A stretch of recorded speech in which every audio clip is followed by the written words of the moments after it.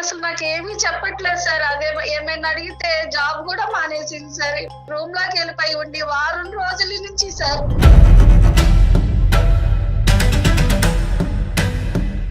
పెళ్లి విషయమే సార్, పెళ్లి ఒకటే సార్. మాకు చుట్టాలు పక్కాలు కూడా ఎవరు సార్, మాకు మంచి చెడు చెప్పే వాళ్ళు కూడా ఎవరూ లేరు సార్.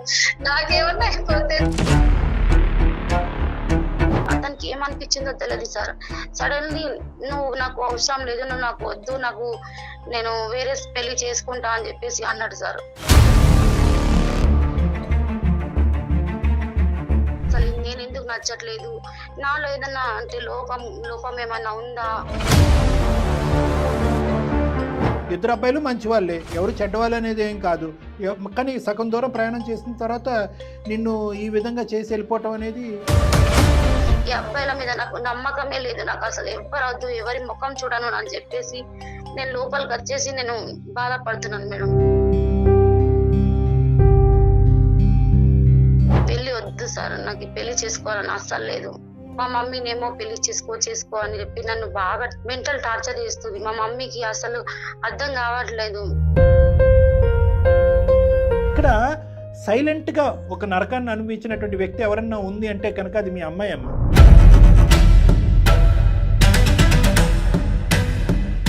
ఆ అమ్మాయి ఇదివరకు జరిగినటువంటి తండ్రికి సంబంధించిన జ్ఞాపకాల్లో తేరుకోలేదు, ప్రేమించిన వాడు నట్టేట్టు ముంచినటువంటి జ్ఞాపకాల్లో తేరుకోలేదు. పిల్లలు కన్నా తర్వాత కానీ పిల్లలు కనక ముందు కానీ అర్ధాంతరంగా నన్ను వదిలేసిపోతే కనుక అప్పుడు ఒక డివోర్స్ ఇలాగ జీవితాంతం బ్రతికేదానికంటే ఇప్పుడే ఒంటరిగా బ్రతకడం బెటర్ కాదా డాక్టర్ గారని మీ అమ్మాయి ఒక ప్రశ్న అడుగుతుంది.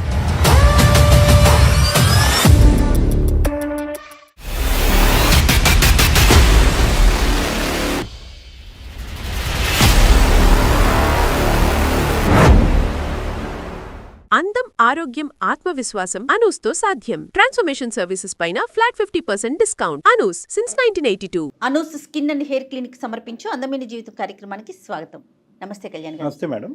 విజయ అని ఒక తల్లి మనకి ఇమెయిల్ చేశారండి. కూతురికి సంబంధించి తన జీవితం ఏమైపోతుంది, ఎటు వెళ్తోంది, తన అర్థం కాక తన మాట వినట్లేదు, దయచేసి డాక్టర్ గారితో మాట్లాడించండి, నా కూతురు జీవితం అగమ్య గోచరం అయిపోతుంది కూతురు గురించి మెయిల్ చేశారండి.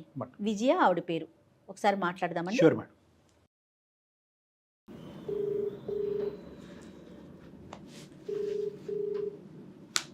హలో, నమస్తే అండి. విజయ్ గారా మాట్లాడేది? నమస్తే అండి. నమస్తే అండి, నేను జయానండి, సుమన్ టీవీ అందమైన జీవితం ప్రోగ్రాం నుంచి. నమస్తే అమ్మా. నమస్తే అమ్మా. నమస్తే. మీరు పాప గురించి ఏదో మెయిల్ పెట్టారు నాకు. అవునమ్మా, మా పాప గురించే పెట్టుకున్నానమ్మా. నాతో పాటు డాక్టర్ కళ్యాణ్ చక్రవర్తి గారు ఉన్నారు. సమస్య ఏంటో డాక్టర్ గారికి చెప్పండి అమ్మా ఒకసారి. నమస్తే విజయ్ గారు. సార్ నమస్తే సార్. దేనికి సంబంధించిన అంశం అమ్మాయి? పాప గురించే సార్. అది యాక్చువల్లీ హైదరాబాద్ సార్. హైదరాబాద్ లో మా వారు పని సార్. అక్కడ ఉన్నప్పుడే పాప పుట్టింది. ఏంటమ్మా సమస్య? మా వారు ఆ బట్టల షాప్ లో బాగా డబ్బులు బిజినెస్ పరంగా తాగడం కానీ అవన్నీ చేసి చాలా నష్టం తీసుకొచ్చాడు సార్. అతనికి లేని అలవాటు లేదు సార్. అయ్యో. అప్పులు చేసేసాడు సార్. మాకేం లేకుండా చేసేసి అప్పులకు సమాధానం చెప్పలేక నన్ను పాపని తీసుకొని బాంబేకి తీసుకొచ్చేసాడు సార్. ఇప్పుడు బాంబేలో ఉన్నారమ్మా, ముంబైలో ఉన్నారా? అవును సార్, బాంబే నుంచే మాట్లాడుతున్నాం సార్. సరే చెప్పండి అమ్మా. ఇక్కడికి వచ్చిన తర్వాత కూడా ఆయన ఏమాత్రం మారలేదు సార్. చాలా ఇబ్బంది అయిపోయింది. సో అతనికి తాగుడు, వ్యసనాలు ఇవన్నీ. మీకు ఎంతమంది పిల్లలమ్మా? ఒకే ఒక పాప సార్ నాకు. పాప ఒక్కతే. ఇప్పుడు పాప వయసు ఎంత? ఇప్పుడు 27 వస్తుంది సార్. ఓకే. ఇక్కడ కూడా ఆఖరికి నా పుస్తలు ఉంటే అది అమ్మేసేసి బిజినెస్ పెట్టిస్తే బట్టల పని. చాలా ఆయనకి లేని అలవాటు లేదు. ఎక్కడ కూడా అట్లానే చేశాడు సార్. పాప ఇంటర్ ఫస్ట్ ఇయర్ అప్పుడు ఆయన చనిపోయారు సార్. లేరు ఇప్పుడు లేరు సార్. పాప ఏమైనా చేస్తున్నాం? అప్పుడు జాబ్ చేస్తుంది సార్. బీటెక్ అయిపోయింది సార్. మా వారు చనిపోయిన దగ్గర నుంచి కూడా పాపకి అమ్మైనా నానైనా అన్ని నేనే అయి చూసుకుంటా వచ్చాను సార్. నేను పాపకి ఏ మాత్రం కష్టం తెలియకుండా చూసుకుంటా వచ్చాను సార్. నేను ఇక పాపకి 27 వచ్చినాయని చెప్పేసి పెళ్లి చెయ్యాలని సంబంధాలు చూశాను సార్. అయితే ఒకరికొకరు ఇష్టపడ్డారు, ఒక నెల మాట్లాడుకున్నారు, బాగానే ఉన్నారు సార్. మరి ఏమైందో ఏమో అది క్యాన్సిల్ అయిపోయింది సార్. అది ఎందుకు క్యాన్సిల్ అయింది అంటున్నారు? వాళ్ళిద్దరి మధ్యన ఏం భేదాలు వచ్చినాయో తెలియదు సార్. బాగానే మాట్లాడుకుంటా ఉన్నారు సార్. కానీ ఆ పాప నాకేమి చెప్పదు సార్. ఏం జరిగిందన్న అడుగుతున్నా కూడా చెప్పట్లేదు సార్. ఇక రెండో సంబంధం కూడా చూశాను సార్ నేను. అది కూడా అట్లా చేశారు. కొద్ది రోజులు బాగానే మాట్లాడుకుంటానే ఉన్నారు, బాగానే చేస్తున్నారు. ఇంకా నాకు ఏ సంబంధాలు చూడదు, నాకు పెళ్లి వద్దు అని చెప్పి నాతో బాగా వాదనలు పెట్టుకుంది సార్. అసలు పెళ్ళే వద్దు అంటుంది సార్. ఆ అమ్మాయికి ఏం చేతబడి చేశారో, ఎవరేం చేశారో తెలియదు సార్. అవతల వాళ్ళు ఏమంటున్నారండి? ఇప్పుడు పెళ్లి సంబంధం అబ్బాయి వాళ్ళు ఉంటారు కదా, వారితో ఏమన్నా మాట్లాడారా? వాళ్ళు ఏమంటారు? మీ అమ్మాయి బిహేవియర్ మాకు నచ్చలేదు అట్లా అంతా మాట్లాడుతున్నారండి వాళ్ళు. మా బాబు ఏం సమాధానం చెప్పట్లేదు. నాకు పెళ్లి సంబంధాలు చూడదు, నీ పెళ్లి చేసుకోను, నాకు ఇష్టం లేదు, ఇదే చెప్తుందండి. ఉన్నది ఒకగానొక బిడ్డ సార్. ఆ పిల్ల జీవితం ఏమైపోయిందని బాధపడుతున్నాను సార్. నాకు ఆరోగ్యం కూడా బాగోట్లేదండి. ఒక సంబంధం కుదిరినా ఒక సంబంధం కుదరపోయినా పాపకు నచ్చినా నచ్చకపోయినా అన్ని మన మంచికేనమ్మా. ఇలాంటివి ఆ అమ్మాయికి ఏదో ఒక కారణం వల్ల నచ్చనటువంటి సంబంధాన్ని మీరు బలవంతంగా లేదమ్మా అని మభ్యపెట్టో బతిమాలో పెళ్లి చేశారనుకోండి, రేపొద్దున అందులో ఒక 60-70 సంవత్సరాల పాటు ఆ వైవాహిక జీవితంలో అమ్మాయి కంటిన్యూ అవ్వాలి. మానసికంగా అమ్మాయి ఎలా ఉందనేది మీరు చూడాలి కదా. నేను అనేది ఏంటంటే ఈ పెళ్లి అనేటటువంటి అంశం కాకుండా మిగతా అన్ని అంశాల్లో అన్ని ఇష్యూస్లో మీ అమ్మాయి పర్ఫెక్టేనమ్మా? చదువు కానీ ఉద్యోగం కానీ? పర్ఫెక్ట్ గానే ఉంది సార్. అది అసలు నాకు ఏమీ చెప్పట్లేదు సార్. జాబ్ కూడా మానేసింది సార్. రూమ్ లోకి వెళ్ళిపోయి ఉండి వారం రోజుల నుంచి సార్. ఫ్రెండ్స్ కానీ ఎవరైనా ఉన్నారమ్మా? ఉన్నారు సార్, కానీ వాళ్ళతో కూడా ఎవరితోనే మాట్లాడతలేదు సార్. అసలుకి ఎంత తలుపు కొట్టినా తలుపు తీయట్లేదు సార్. నాకు అన్నం వద్దంటుంది, ఏమి వద్దంటుంది సార్. ఆ రూమ్ లోనే ఉంటుంది సార్. మరి మీ ఆర్థిక పరిస్థితి ఏంటమ్మా?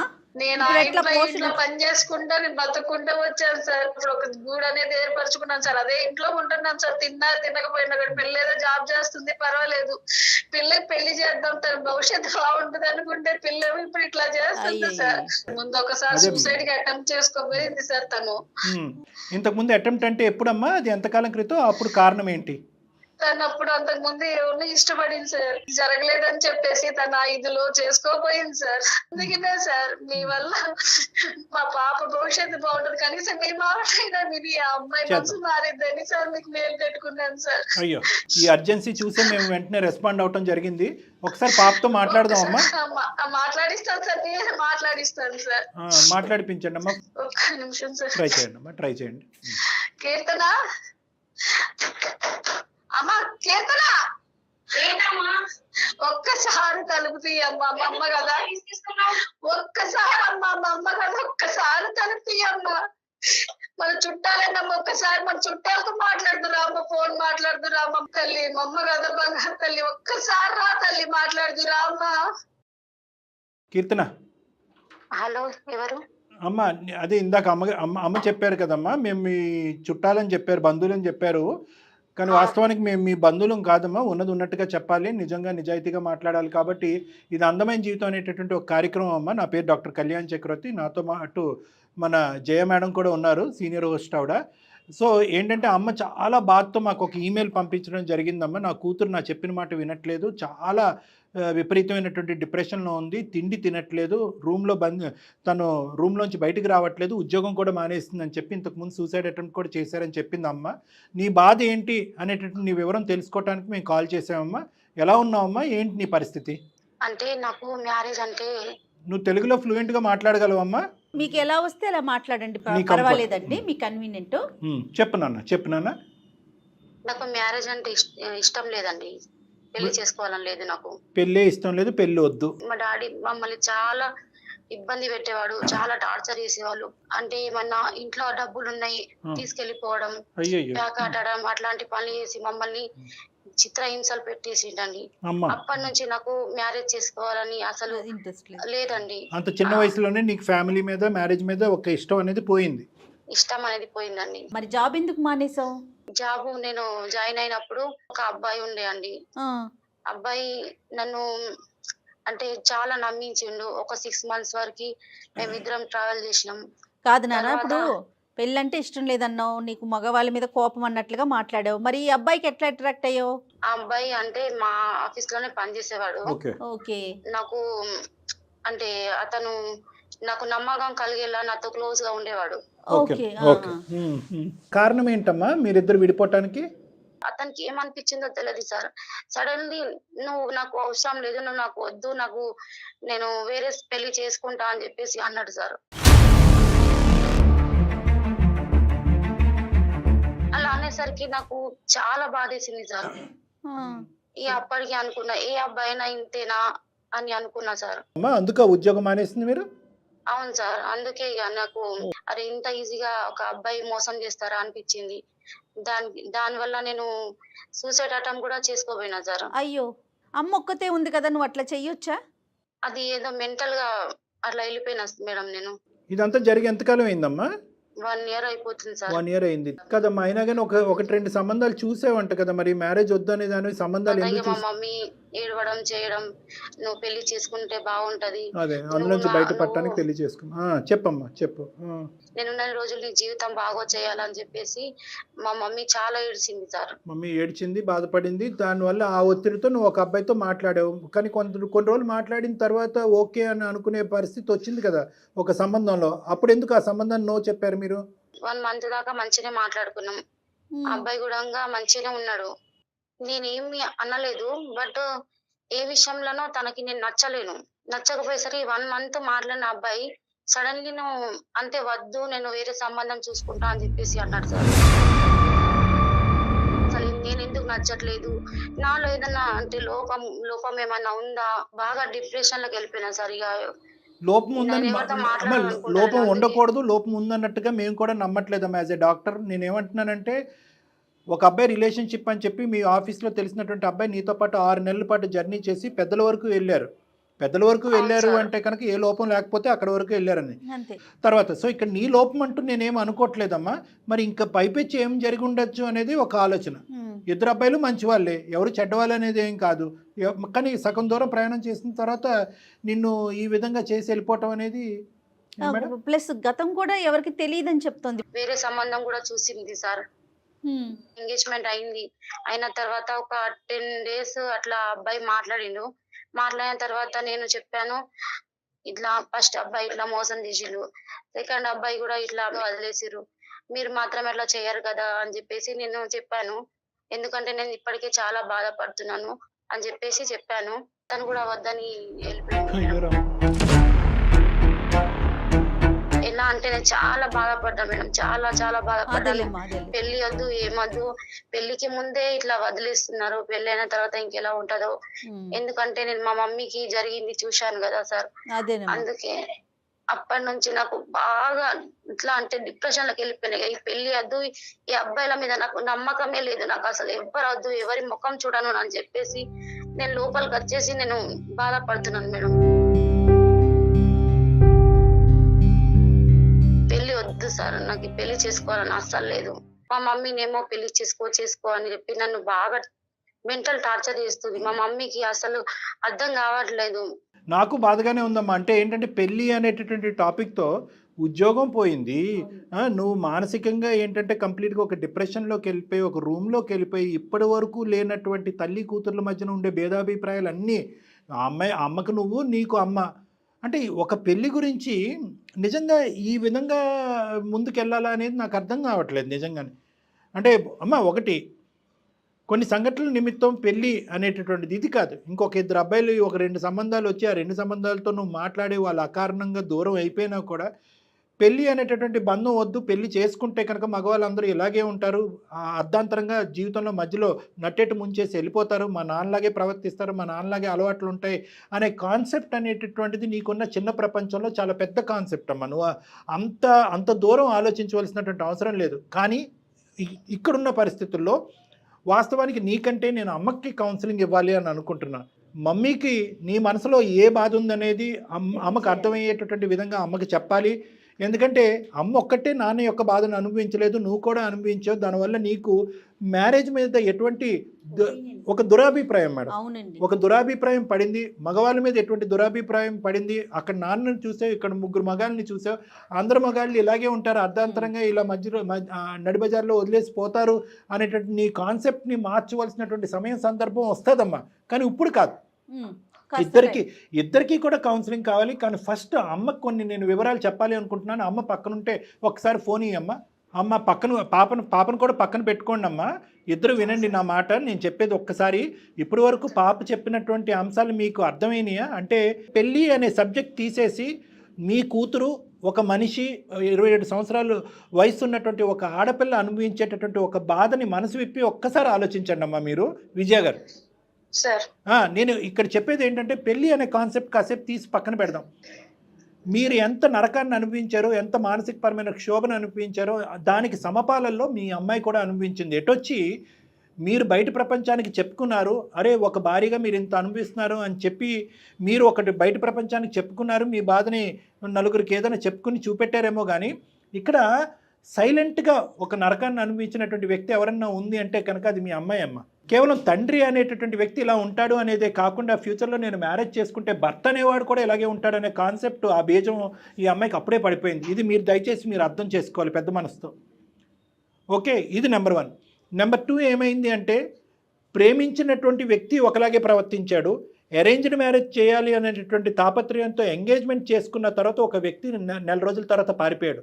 అంటే ఏది కరెక్ట్? ఇంకా అంటే తండ్రి పాత్రలో చూసినటువంటి వ్యక్తి కరెక్ట్గా లేడు, ప్రేమించినటువంటి వ్యక్తి అర్ధాంతరంగా. ఇప్పుడు ఆ అమ్మాయి ఏమనుకుంటుంది, నాలో ఏమైనా లోపం ఉందా సార్, ఎవడికి వాడు వచ్చాడు మాట్లాడుతున్నాడు ఎందుకు వెళ్ళిపోతున్నాడు కూడా చెప్పట్లేదు, అట్లీస్ట్ కారణం చెప్పి వెళ్ళిపోయినా కూడా నేను జీర్ణించుకునేటటువంటి పొజిషన్లో ఉంటాను, నన్ను నేను సరిదిద్దుకుని ముందుకెళ్తాను, కారణం కూడా చెప్పకుండా అకారణంగా ప్రేమించిన వాడు వెళ్ళిపోయాడు, ఎంగేజ్మెంట్ చేసుకుని దగ్గరుండి ఎంగేజ్మెంట్ చేసుకున్న వాడు కూడా వెళ్ళిపోయాడు.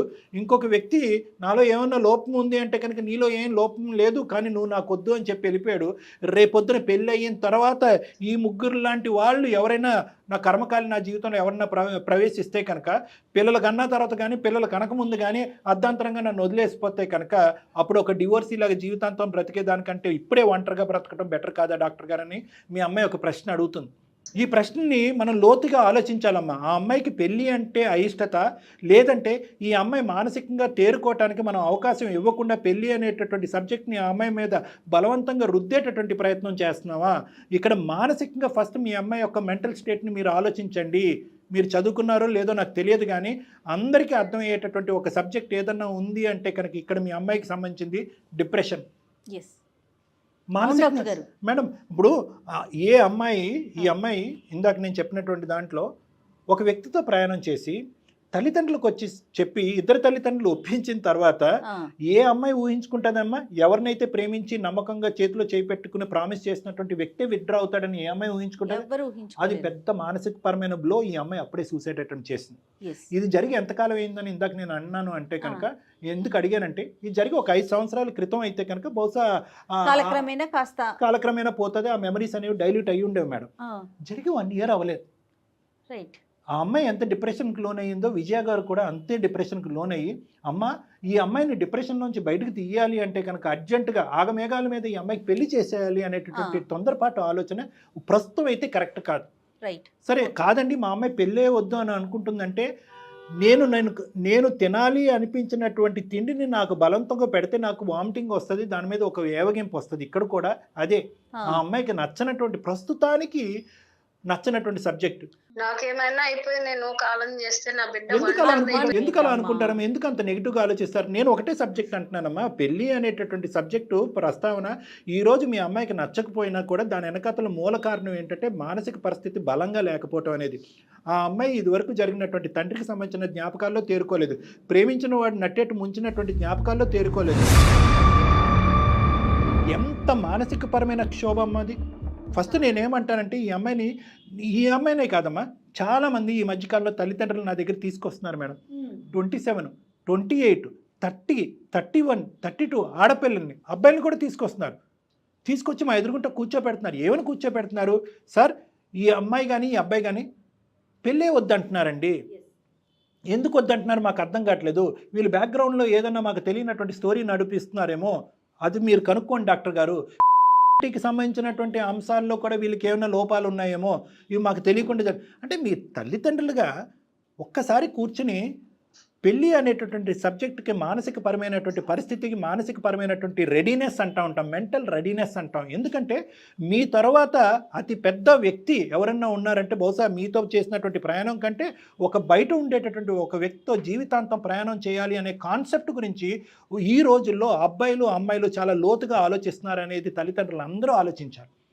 ఏదో ఈ వయసు వస్తే కనుక ఒక తంతు అయిపోతుంది కాబట్టి అనుకోవటం కంటే వాళ్ళకి కూడా దానికి సంబంధించినటువంటి నిర్ణయం తీసుకునే దాంట్లో ఒక అవకాశం, ఒక ఆలోచన, ఒక ఆపర్చునిటీ ఇవ్వండి. దానికి మెంటల్ ప్రిపేర్డ్నెస్ అంటూ ఉంటారు. ఇప్పుడు ఇక్కడ పెద్ద సబ్జెక్ట్ ఏంటంటే పెళ్లి మీద మీ అమ్మాయికి అయిష్టత ఏం కాదమ్మా. ప్రతి టర్నింగ్లోని ఆ అమ్మాయికి ఒక నెగిటివిటీ వచ్చింది కాబట్టి దానికి ఒక ఏవగింపు వచ్చేసింది. 2 సబ్జెక్టుల మీద ఏవగింపు వచ్చింది. ఒకటి పెళ్ళి, రెండోది మగవాళ్ళ మీద. ఇప్పుడు మీరు బలవంతంగా ఇదే పీరియడ్లో ఇంకోటి తీసుకొచ్చేసి ఒక్కొక్క దాని మీద ఒక ఫెయిలియర్ మీద ఒక ఫెయిలియర్ ఇలా రిపీటెడ్ చూశారనుకోండి, అదిగోండి 3 కాదు 5 కాదు 10 మంది అబ్బాయిలు అందరూ ఇలాగే ప్రవర్తించారని చెప్పి ఇంకా ఏవగింపుకి వచ్చేసి ఇంకా అమ్మాయి దండం పెట్టేసి విత్డ్రా అయిపోతుంది. సో మీరు ఇక్కడ అర్థం చేసుకోవాల్సింది ఏంటంటే మీకు నేను ఇచ్చేటటువంటి కౌన్సిలింగ్ ఏంటంటే దయచేసి పాజ్ కాసేపు ఆగండి, ఆలోచించండి, తొందరపడద్దు, ఆదరపడద్దు, కంగారు పడద్దు. పెళ్ళి అనేటటువంటిది సబ్జెక్ట్ ఇమీడియట్గా నెక్స్ట్ 6 మంత్స్లో ఏదో తీసుకొచ్చి చేసేటువంటి కనుక అది పెళ్ళి ఒకటే కాదు, పెళ్ళితో పాటు ఒక కంటిన్యూడ్ రిలేషన్షిప్, ఒక జీవితాన్ని కూడా నిలబెట్టవలసిన బాధ్యత మీద ఉంటుంది. ఇదే డిప్రెషన్, ఇదే యాంగ్జైటీతో చాలామంది బలవంతంగా పెళ్లి చేసినటువంటి ఆడపిల్లలు, అబ్బాయిలు 6 నెలలు నిండపుందే గుడ్ బై చెప్పి విత్డ్రా అయిపోయారు. ఎందుకు అంటే కనుక పెళ్లి తర్వాత చాలా ఉంటాయి, భార్యాభర్తల సంబంధం ఉంటుంది, ఈ అమ్మాయి వెళ్ళి ఆ కుటుంబంలో కలవలసినటువంటి అవసరం ఉంటుంది, అక్కడ ఛాలెంజెస్ ఫేస్ చేయవలసినటువంటి అవసరం ఉంటుంది.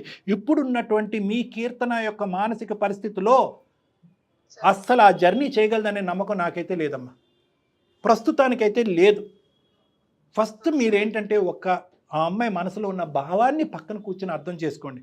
మీరు ఉదయం లేచిన దగ్గర నుంచి సాయంత్రం వరకు పెళ్ళి సంబంధం, ఆ అమ్మాయి పరిస్థితి ఏంటి, ఆ అమ్మాయి ఏం చెప్పాలి అని అనుకుంటుంది, ఆ అమ్మాయి బాధ ఏంటి, ఒక తల్లిగా మీరు ఆ అమ్మాయి గోడు వినండి. ఆ అమ్మాయి బాధ ఏంటన్నది కడుపు విప్పి చెప్పేటటువంటి ఆ బాధను మీరు వినండి. తాత్కాలికంగా పెళ్ళి అనే సబ్జెక్ట్ తీసి పక్కన పెట్టేసేయండి. ఈరోజు మీరు పెళ్ళి అంటే అమ్మాయికి అది ఒక పెద్ద బూతులా అనిపిస్తుంది. కాబట్టి కొంతకాలం మీరు ఏం చేస్తారు అంటే ఒక తల్లి కూతురులాగా ఈ పెళ్ళి అనే ప్రస్తావన రాకముందు, ఆ తండ్రి చనిపోయిన తర్వాత మీరు ఎలా అయితే బలంగా ఒకరికొకరు తోడుగా ఉన్నారో ఫస్ట్ ఆ సబ్జెక్ట్ గురించి మాట్లాడుకోండి. ఒక తల్లి కూతుర్ల మధ్యన ఉండేటటువంటి సహసిద్ధమైనటువంటి డిస్కషన్స్, మీకు ఉండేటటువంటి సాధక బాధకాలు, మీకున్న ఆరోగ్య పరిస్థితులు, ఆ అమ్మాయికి ఉండే ఉద్యోగ అవకాశాలు, ఇలాంటి సబ్జెక్ట్ గురించి మాట్లాడుకోండి. ఆ అమ్మాయిని కాస్త మానసికంగా తేరుకునేటటువంటి అవకాశాన్ని ఇవ్వండి. ఆ అమ్మాయికి అర్జెంటుగా కౌన్సిలింగ్ కానీ ట్రీట్మెంట్ కానీ కావాలి. దానికి సంబంధించినటువంటి తోడ్పాటు నా దగ్గర తీసుకున్నా సరే అమ్మా, లేదు మీరు ముంబైలో ఉండాను అంటే కనుక అక్కడ నాకు కొన్ని కాంటాక్ట్స్ ఉన్నాయి, ఆ కాంటాక్ట్స్ అన్నా నేను మీకు పంపించడం జరుగుతుంది. ఆ అమ్మాయిని కౌన్సిలింగ్కి తీసుకెళ్ళండి, ఆ డిప్రెషన్ పరమైన కౌన్సిలింగ్ తీసుకెళ్ళండి ఇమీడియట్గా. ఎందుకంటే మళ్ళీ మనం అనుకోవటానికి లేదమ్మా, ఒక్కసారి సూసైడ్ అటెంప్ట్ చేసినటువంటి వాళ్ళు మనం ఎంత కౌన్సిలింగ్ చేసినా కూడా ఇంకొక తప్పుడు ఆలోచనతో మళ్ళీ ఆ డైరెక్షన్లో వెళ్ళటానికి చాలా అవకాశాలు ఉంటాయి. ఒక సూసైడ్ అటెంప్ట్కి, ఇది చాలా ప్రేక్షకులు అందరికీ చెప్తున్నాను, సూసైడ్ అటెంప్ట్కి ఏంటి సార్ పెద్ద రిస్క్ ఫ్యాక్టర్ అని చాలామంది అడుగుతూ ఉంటారు. ఏంటి సార్ ఏం చూస్తే కనుక ఒక వ్యక్తి సూసైడ్ చేసుకుంటారని మనం చెప్తే కనుక, ఒకటి సూసైడ్ చేసుకుంటాననే వార్నింగు, రెండోది ఇంతకుముందు సూసైడ్ అటెంప్ట్ చేసుకోవటం. ఈ రెండు చాలా పెద్ద రిస్క్ ఫ్యాక్టర్స్.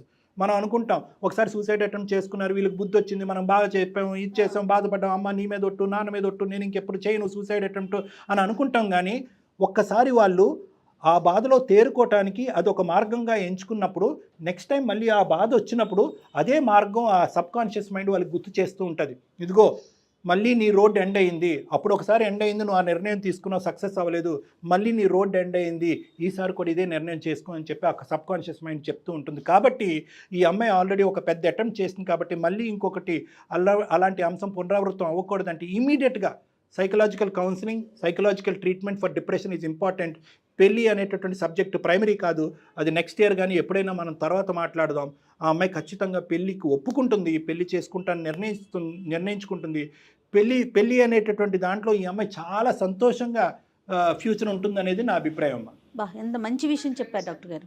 మేడం తీసుకొస్తాను మేడం, మీ దగ్గరికి తీసుకొస్తాను. మీ ఇష్టం అమ్మా, మీరు ఇక్కడికి వచ్చిన పర్వాలా, మీరు అక్కడ కంఫర్ట్ అయితే నేను కాంటాక్ట్స్ కొన్ని నెంబర్స్ పంపిస్తానమ్మా. మీరు ముంబైలో ఉండే ఏరియా చెప్పండి, నాకు అక్కడ ఉండేటటువంటి కో సైకాట్రిస్ట్ ఎవరైనా కొలీగ్స్ ఉంటే కనుక వాళ్ళ నెంబర్స్ రిఫరెన్సెస్ ఇస్తాను మీకు. అక్కడ దగ్గర అయితే కనుక రెగ్యులర్గా కాంటాక్ట్కి వెళ్ళాలి కాబట్టి ఇంత దూరం అయితే కష్టం అవుతుంది.